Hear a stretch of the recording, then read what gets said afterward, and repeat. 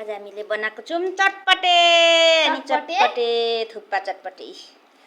यहाँ चाहिँ साँधेको थुक्पालाई कति एउटै कुरा खानु भनेर आज नयाँ स्टाइलमा तेल खारेर लगाएको अनि चटपटे जस्तै यहाँ सबै उयो छ अर्ग्यानिक टमाटर आफ्नै बारीमा सुँगुरको गुमा फलेको टमाटर, साग पनि आफ्नै बारीमा सुँगुरकै गुमा फलेको, अनि प्याज काटेर हालेको, टमाटर उलाएको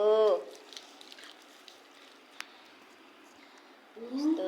अनि म चाहिँ प्याज बाउले कुटेर म चाहिँ रुको पनि मेरो प्याज बाउले कुटेर रुदा रुदा रुदा गरे यस्तो छ। म चाहिँ साट्दैछु अब टमाटर यस्तो छ। यसलाई मजाले साट्नुपर्छ।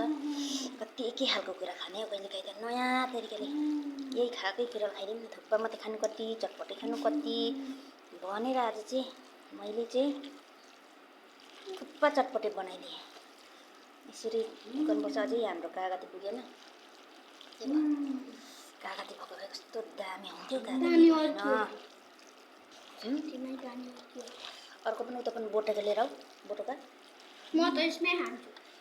मलाई लिनु त्यहाँ थाहा त बोटका लिएको भए थाहा त एउटा चम्ची निकाल्न। म त हातैले साधेको छु। म पनि हातैले खान्छु। ल यो मुनि उसको मसला रहन्छ क्या। कति खाइसक्नुहुन्छ? यति बोक्नुहुन्छ? हातैराको ल ल मेरो छोराले खाइहाल्यो। कस्तो भयो भनिदेऊ त थुक्पा चटपटे। खाम लाग्दैछ नि त। आमा पनि चम्ची ल्याइदिएको त हातैले खाइदिने। नाति समातेर हेर्नु न त्यहाँ म समात्छु अब। खानु त चाख्नु त कस्तो रहेछ। नाति समात्दै भए पनि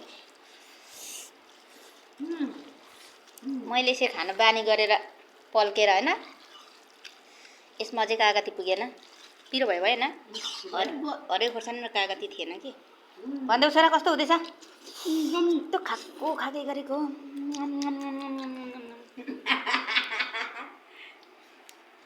पनि खाइदिन्छु। सबलाई हाल्नु पो बाजु।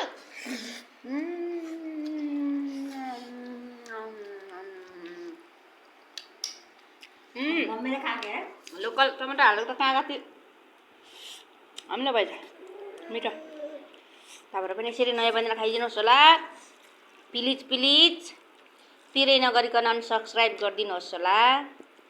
यो अलिक छोटकरीमा बनाउनु मलाई भिडियो आउँदैन। यस्तो कट गर्दै कसरी बनाउने यो हुन्छ कि हुँदैनको लगानीमा म छिरेको छुइनँ कि। अनि बिस्तारै सिक्दैछु। हजुरहरू हौ ल खाइदियो त। भन्देऊ छोरा के भन्नु? बना